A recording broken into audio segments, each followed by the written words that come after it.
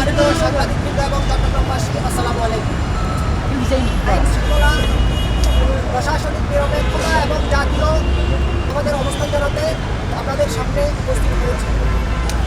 আপনারা দেখেন, আইন শৃঙ্খলা বাহিনীর নিজেদের দায় এড়ানোর একটি চেষ্টা পরিলক্ষিত হয়েছে। আমাদের প্রশ্ন হলো, যদি সিএমপির কাছে সন্ত্রাসীদের নাম, পরিচয় এবং অবস্থান আগে থেকেই জানা থাকে, তাহলে তারা কেন এখনো পর্যন্ত গ্রেফতার হচ্ছে না? চট্টগ্রামবাসীর স্পষ্ট বক্তব্য, আইনের শাসন মানে সন্ত্রাসীদের এলাকা বদলানোর সুযোগ দেওয়া নয়। আইনের শাসন মানে হলো সন্ত্রাসী যেখানেই থাকুক না কেন তাকে খুঁজে বের করে গ্রেফতার করা। আমরা এনসিপি চট্টগ্রাম মহানগরের পক্ষ থেকে দাবি জানাচ্ছি, চট্টগ্রাম সহ সারা দেশের সকল সন্ত্রাসীদের অবিলম্বে গ্রেফতার করতে হবে। অন্যথায় আসন্ন জাতীয় নির্বাচনে প্রার্থী, ভোটার এবং চট্টগ্রামবাসীর নিরাপত্তার স্বার্থে জনগণকে সাথে নিয়ে আমরা কঠোর কর্মসূচি দিতে বাধ্য হব। একই সঙ্গে আপনারা দেখেছেন, আসন্ন নির্বাচনকে কেন্দ্র করে চট্টগ্রাম সিটি কর্পোরেশনের মেয়র পদে ডাক্তার শাহাদাতের বহাল থাকা নিয়ে জনমনে অস্থিরতা এবং ভোটারদের মধ্যে এক ধরনের উদ্বেগ রয়েছে। চট্টগ্রাম সিটি কর্পোরেশনের মেয়র পদটি প্রজাতন্ত্রের একটি গুরুত্বপূর্ণ এবং প্রভাবশালী পদ। এই পদে অধিষ্ঠিত থেকে তিনি বিএনপি প্রার্থীদের বিভিন্ন প্রচারণায় অংশ নিচ্ছেন, আপনারাও দেখেছেন সেটা।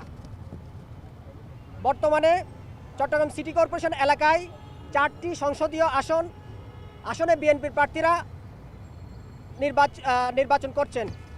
এই বাস্তবতায় বিএনপি মনোনীত একজন প্রার্থী যদি মেয়র পদে বহাল থাকেন, তাহলে আসন্ন নির্বাচনে লেভেল প্লেয়িং ফিল্ড বলে কিছু থাকে না।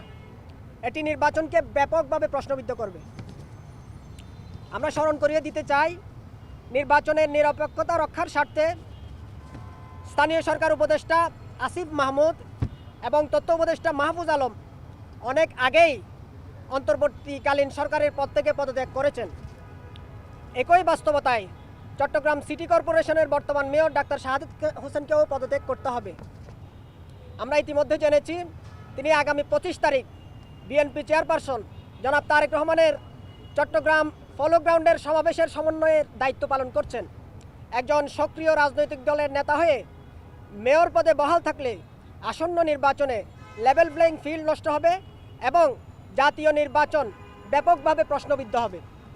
যেহেতু চলতি মাসের 27 তারিখ তার মেয়াদ পূর্ণ হচ্ছে এবং আগামী 22 তারিখ থেকে সারা দেশে ভোটে প্রার্থীদের প্রচারণা শুরু হচ্ছে, সুতরাং এই বাস্তবতায় চট্টগ্রামের নির্বাচনী পরিবেশ অবাধ, সুষ্ঠু এবং নিরপেক্ষ রাখতে হলে অবিলম্বে জনাব ডাক্তার শাহাদাত হোসেনকে তার পদ থেকে পদত্যাগ করতে হবে।